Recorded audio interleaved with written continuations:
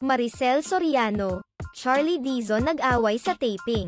Usap-usapan ngayon sa social media ang biglaang pagkatsugi ng karakter ni Maricel Soriano sa teleseryeng Pira-Pirasong Paraiso bilang si Amanda Paraiso.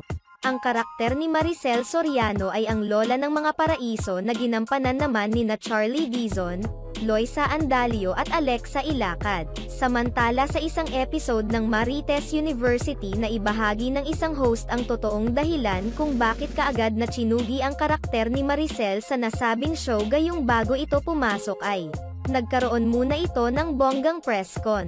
Matatandaan na ang ibinigay na dahilan ni Maricel Soriano sa pagkakatanggol sa kanya sa Pira-Pirasong Paraiso ay ang pagkakasama naman niya sa seryeng Linlang.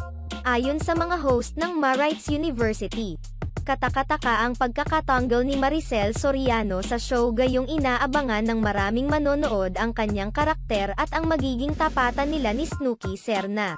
Isa pa, tapos naman na umano ang taping ng Linlang, pagpupunto naman ng isang host. Nagbigay naman ng hint si DJ Hyho patungkol sa pagkakaroon ng kalaitan ni Maricel Soriano na isa umano sa kanyang mga apo sa serye.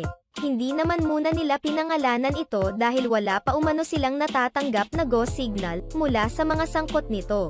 Sa kabila nito, may mga hinala naman ang ilang mga netizens kung sino ang tinutukoy nila. May mga naghinalang si Charlie Dizon ang nakaalitan ni Maricel Soriano sa show na naging dahilan kung bakit kaagad na namaalam ang kanyang karakter sa nasabing teleserye.